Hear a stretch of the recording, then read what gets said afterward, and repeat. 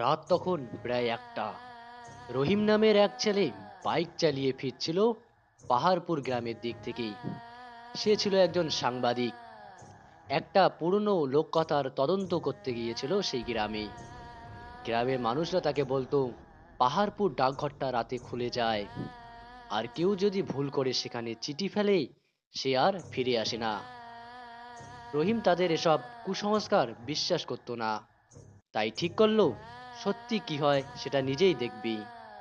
পুরনো লাল রঙের ডাক বক্সটা রাস্তার পাশে দাঁড়িয়ে অদ্ভুতভাবে কাতো হয়ে আছে।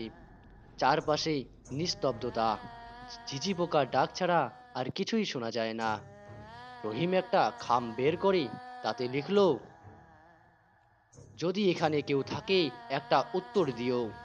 তারপর খামটা ফেলে দিল ডাক বক্সে। মুহূর্তেই এক ঠান্ডা হাওয়া বইল।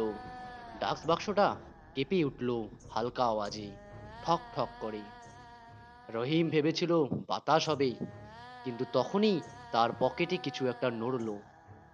সে দেখলো ঠিক সেই খামটা আবার ফিরে এসেছে, কিন্তু এবার তাতে লেখা, আমি তো সব সময় এখানেই আছি, এবার তুমিই থাকবে। এসব শুনে রহিম থমকে দাঁড়ালো। তারপর চারদিক নিঃশব্দ হয়ে গেল। রহিমের ফোনের আলো নিভে গেল। দূরে একটা ছায়া এগিয়ে এলো, কালো লম্বা, মুখে পুরনো ডাকবাহকের টুপি আর হাতে একটা চিঠি। সে নিচু স্বরে বলল, চিঠি নিতে এসেছো, তাই না?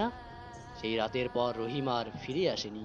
পরদিন ভোরে গ্রামের লোকেরা দেখলো ডাক বক্সের পাশেই একটা নতুন খাম পড়ে আছে, তাতে লেখা, পরবর্তী চিঠি কার জন্য।